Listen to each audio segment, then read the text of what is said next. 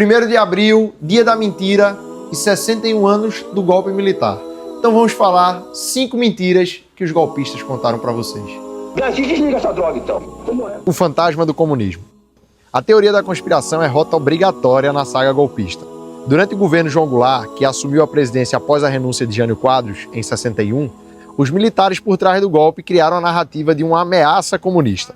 Isso porque Jango simplesmente defendia mudanças estruturais na sociedade, como a reforma agrária, a reforma educacional e a reforma eleitoral, ampliando o direito de voto para analfabetos e militares de baixa patente. Goulart já tinha sido vice de Juscelino Kubitschek e também foi candidato a vice do Marechal Lott, militar declaradamente anticomunista. E vale ressaltar que, como vice-presidente, chegou a fazer visitas aos Estados Unidos, à União Soviética, à China e defendia que o Brasil mantivesse relação com todos esses países, independente de ideologia. Não é revolução, é golpe. Já pensou não poder chamar o cuscuz de cuscuz ou evitar dizer que o céu é azul? Pois bem, os golpistas não curtiam muito classificar o golpe de 64 como golpe. Eles preferiam a palavra revolução, que estava em alta na década de 60 e soava como algo positivo.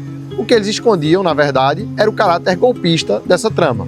Para começar, revolução é um termo apropriado para levantes populares, onde diversas camadas da sociedade se organizam para transformar uma estrutura vigente, a fim de provocar impactos positivos, o que não aconteceu em 64. O golpe de 64 foi uma simples tomada de poder, com uso de força e sem respaldo legal, por grupos que desejavam manter e ampliar seus privilégios. E como todo golpe, ele foi avançando cada dia mais. E o que começou com a deposição do presidente da República e governadores, como Miguel Arraes, acabou se agravando para o fechamento do Congresso Nacional, extinção dos partidos políticos, desaparecimento do voto popular e perseguição aos políticos de oposição, como o deputado federal Rubens Paiva, que depois de ser cassado e passar anos no exílio, retornou ao Brasil e acabou sequestrado, torturado e morto durante os anos de chumbo do regime militar, tendo sua história contada no premiado filme Ainda Estou Aqui. A lenda do crescimento econômico.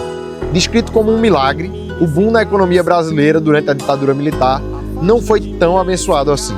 Apesar do PIB crescer acima dos 10%, o desenvolvimento e as oportunidades não chegavam para todos, mas a dívida sim. Em 21 anos, a dívida internacional deixada pelos golpistas saltou de 3,4 bilhões de dólares para mais de 100 bilhões de dólares. Na infraestrutura, a história também não foi milagrosa, pois ao passo que os militares construíam grandes obras como hidrelétricas e a Ponte Rio-Niterói, deixavam morrer a rede ferroviária brasileira. Tudo sem transparência e sem valorização dos trabalhadores, que viram o salário mínimo ser engolido pela inflação. Foram mais de 20 anos sem ganho real, o que agravou e muito os índices de desigualdade social. Nem ordem, nem progresso. Sem parlamento, partidos políticos e com a censura corroendo a liberdade da imprensa e de milhões de brasileiros, a ditadura militar vendia uma falsa sensação de estabilidade.